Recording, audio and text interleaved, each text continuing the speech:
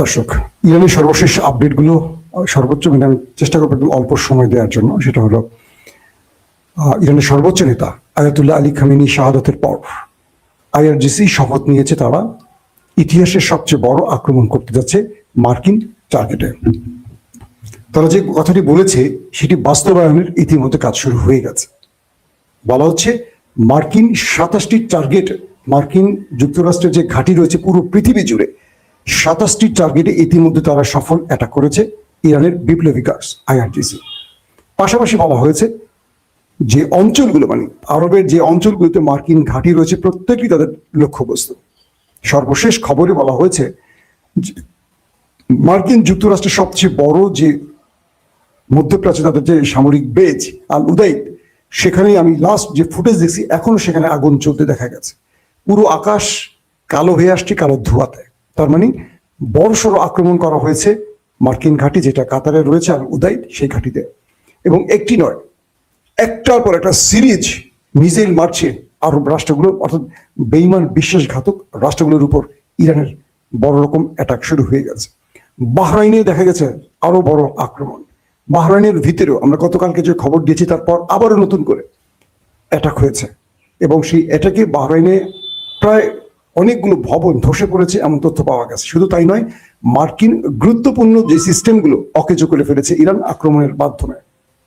এবং ইন্টারেস্টিং খবর হলো পৃথিবীর সবচেয়ে বিলাসপূর্ণ মানে বড় পাঞ্জাবির এবং সবচেয়ে বড় ভণ্ড রাষ্ট্র কোনটা জানেন তো?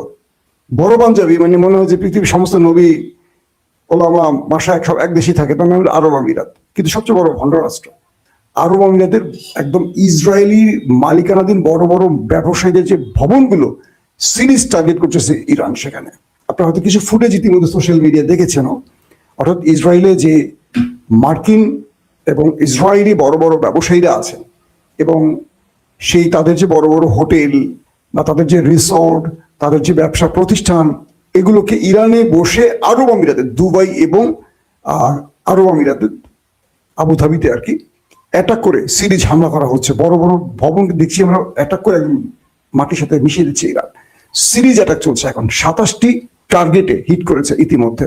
আইআরজিসির পক্ষ থেকে বলা হয়েছে তারা তাদের সর্বোচ্চ নেতার হত্যার প্রতিশোধে মার্কিন ইতিহাসে সবচেয়ে বড় মার্কিন ঘাঁটিতে আক্রমণ করতে যাচ্ছে। আক্রমণ শুরু হয়েছে, কিন্তু মূল ফেজ বা মূল আমরা যদি বলি যে কম্পনটা কখন শুরু হবে, আক্রমণ কিন্তু সিরিজ চলতেছে। এবং ইরান দখলদার দেশটিকে টার্গেট করেও সিরিজ মিসাইল মারতেছে এবং যে ফুটেজগুলো আসতেছে তাদের বিভিন্ন গুরুত্বপূর্ণ ভবন ধসে পড়েছে দখলদার দেশটি, তাদের বিভিন্ন জায়গায় আগুন জ্বলতে দেখা গেছে। কিন্তু কোনো পক্ষ এখন পর্যন্ত হতাহতের সঠিক তথ্যটি প্রচার করেনি। তো ইরানের মধ্যে ইরান তাদের মানে নিজেদের হতাহতের শিকারটা করেছে যে কি পরিমাণ তাদের প্রাণ গেছে।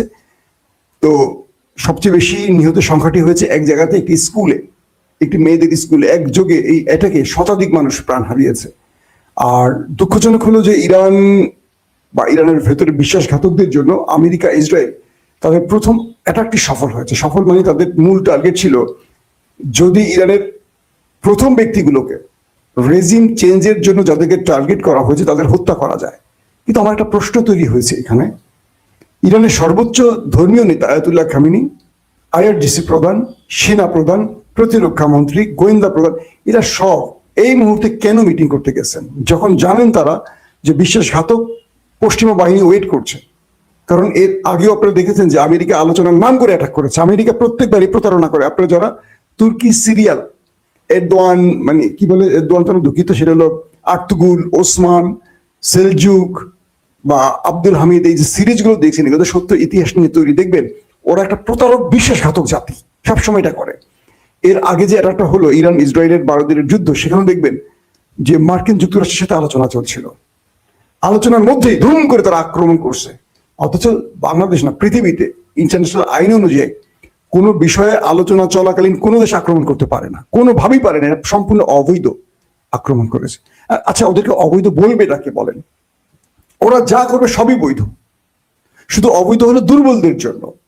যারা দুর্বল তারা যদি সব নিয়ম মেনেও চলে তারা অবৈধ, আর যারা শক্তিশালী তারা তো পরাশক্তি, তাদের জন্য কোনো আইন লাগবে না। এই যে আইন কি, ইরানের শাসন কাঠামো কেমন হবে মার্কিন যুক্তরাষ্ট্র বলার কে?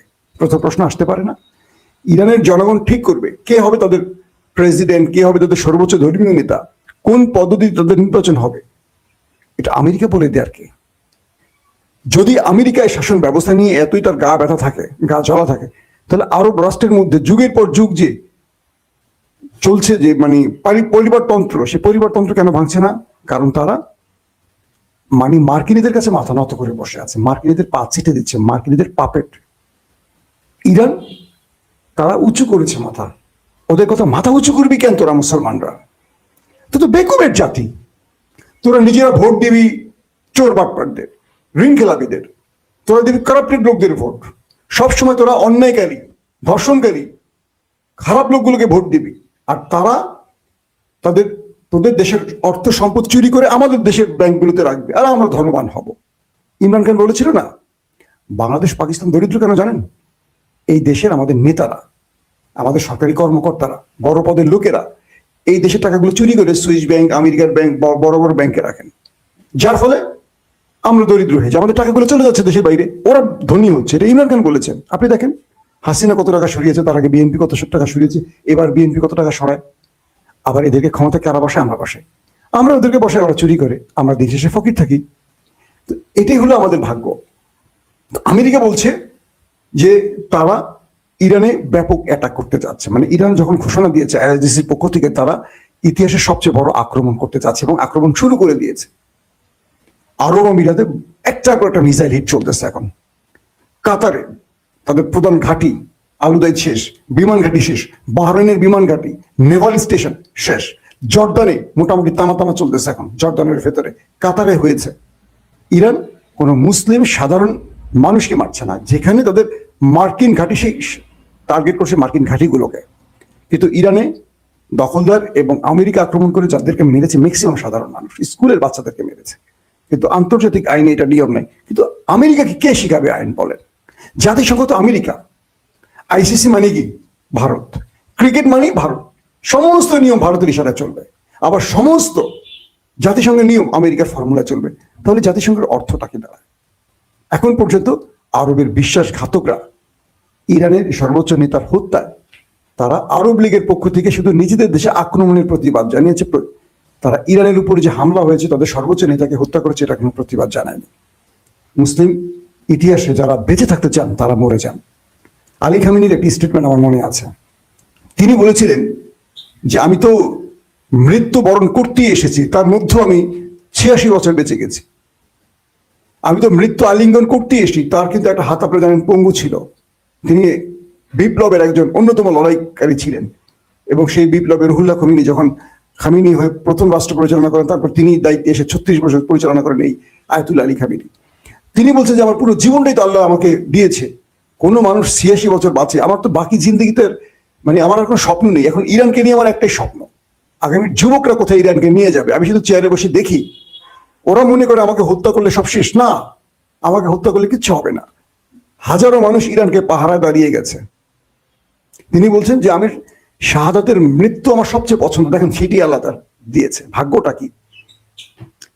মানে একটা মানুষ রোগে শোকে মারা যায়নি, তার সারা জীবনের কামনা ছিল শাহাদাতের মৃত্যু, তিনি সেটাই পেয়েছেন। 86-87 বছর বয়সে তিনি দখলদারদের অ্যাটাকে মারা গেছেন এবং রমজান মাসে মারা গেছেন। একটা মানুষের কর্ম, একটা মানুষের শ্রেষ্ঠত্ব, একটা মানুষের অনেক কিছু আল্লাহ পরিপার্শ্বিকভাবে দেখিয়ে দেন। এখন বলবেন, কেউ বলবেন তারা শিয়া, তারা এই, তারা ওই। আমি মুসলমানদের মধ্যে বিভেদগুলোকে পছন্দ করি না।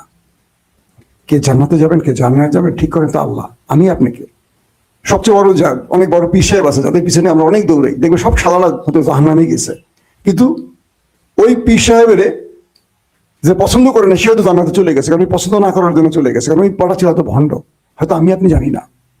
লেবাসে তাকে অনেক বড় পীর সাহেব মনে হচ্ছে, কিন্তু ভিতরে সে হয়তো আল্লাহ সবচেয়ে অপ্রিয় ছিল। আবার এমনও ব্যক্তি আছেন মাসলা মাসাইলে সবাই কাফের ঘোষণা করে, ওই নিজে কাফের মরে গেছে গা, কিন্তু জানে কাফের বলতে সে জান্নাতে চলে গেছে, কারণ এটা নির্ধারণের মালিক আল্লাহ রাব্বুল আলামিন। একজন ব্যক্তি রমজানে মারা গেলেন, একজন ব্যক্তি সারা জীবনের কামনা ছিল শাহাদাতই হলো এবং তার প্রিয় লোকদের সাথে একসাথেই হলো। এখন আপনারা হয়তো মনে করছেন অনেকে, ভাই এটা খুব দুঃখজনক ঘটনা, এটা ইরান তো হেরে গেল। ভাই একটা সহজ প্রশ্ন বলি, সান্ত্বনা দেওয়ার জন্য না, একদম চিন্তা করেন কি হবে তার ভাগ্যে, এটা কি আল্লাহ জানেন না? ইরানের ভাগ্যে কি আছে এটা কি আল্লাহ জানেন না? খামেনির শাহাদাত এটা তো আল্লাহ দান করেছেন। ইরানের আগামী দিন কি হবে এটা আল্লাহ তো জানেন, পরিকল্পনা তো আল্লাহর হাতে। মার্কিন বোমারু বিমান, মার্কিন ড্রোন কিংবা ইসরায়েলি ড্রোন কারো জীবন নিতে পারে, আপনার বিশ্বাস হয়? যদি নিতে পারতো খামেনি এতদিন বেঁচে ছিল কি করে? আবার যদি নিতেই পারতো তাহলে এরকম পৃথিবীর বড় বড় অনেক মানুষের জীবন থাকতো না। আল্লাহ তাদেরকে সম্মানিত করেন যারা শাহাদাতের মৃত্যু চান। কেন চান? তার পরবর্তী প্রজন্ম আরো বড় শাহাদাতের তামান্না নিয়ে আসেন। যে খামেনি তার যতটুকু দেয়ার ছিল তিনি ইরানকে দিয়ে গেছেন, একটা সীসা গলা প্রাচীর করে গেছেন, তিনি ইরানের তাজ হয়ে গেছেন, তাজ মুকুট হয়ে গেছেন। এখন যিনি আসবেন তিনি আরো বড় কেউ হয়ে আসবেন, কারণ নতুন নেতৃত্ব এখন ইরানে আসবে। এই শাসন ব্যবস্থা কেউ চাইলেই ধ্বংস করতে পারবে না। প্রিয় দর্শক, দ্বিতীয় আপডেট খবর হলো পাকিস্তানে এবং বিশ্বের বিভিন্ন দেশে মার্কিন কনসুলেটে হিট শুরু হয়ে গেছে। পাকিস্তানে মার্কিন কনসুলেটে বা অ্যাম্বাসিতে টার্গেট করে হিট করা হয়েছে এবং পুলিশের সাথে সংঘর্ষ এখন পর্যন্ত জানা মতো 9 জন পাকিস্তানে কেবল নিহত হয়েছে। বাহরাইন, সৌদি আরব, কাতার, কুয়েত সহ বিভিন্ন দেশে এই ইরানের উপর আক্রমণের ক্ষোভ ফুঁসে উঠছে, মানুষ সড়কপথে নামা শুরু করেছে। আয়াতুল্লাহ আলী খামেনির মৃত্যুতে পুরো পৃথিবীতে এখন মার্কিন বিরোধী আন্দোলন শুরু হচ্ছে। আমেরিকা কোনটা সামলাবে? পাশাপাশি পাকিস্তানে যে ঘটনাটি ঘটলো, 9 জন মানুষকে পুলিশ গুলি করে মেরে ফেলছে, কারণ মার্কিন কনসুলেটে হামলা হয়ে গেছে, আগুন টাগুন জ্বালিয়ে দিয়েছে। আমরা সেই দৃশ্যগুলো দেখেছি। কোন দিকে যায় পৃথিবী বলা যাচ্ছে না, অবস্থা খুব বেগতিক দিকে যাচ্ছে। আজ রাত ইরানের সর্বোচ্চ আক্রমণের রাত হতে যাচ্ছে, এটুকু ধারণা করা যাচ্ছে।